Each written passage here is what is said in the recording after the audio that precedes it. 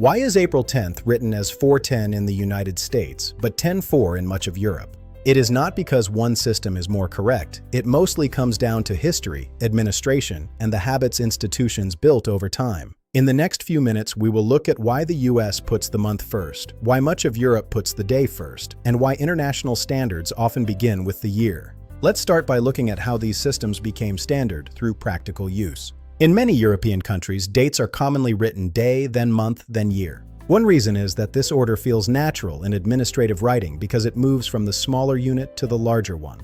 You start with the specific day, then place it inside the month, then inside the year. This structure became familiar in government records, church records, legal documents, and everyday paperwork long before modern international coordination.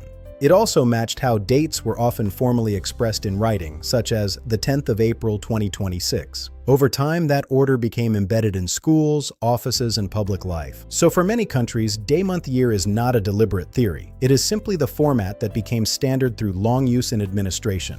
The United States developed a different habit: month, then day, then year. A major reason is spoken language. In everyday American English, people commonly say dates as April 10th, 2026, rather than the 10th of April, 2026. When written forms became standardized in business, education, and government, that spoken pattern reinforced putting the month first. This was not the result of a grand design. It was a practical convention that spread through forms, ledgers, newspapers, and official usage. Once a country builds a large administrative system around one format, changing it becomes difficult. So the American month-day-year format persisted because it matched common speech and because institutions kept reproducing it.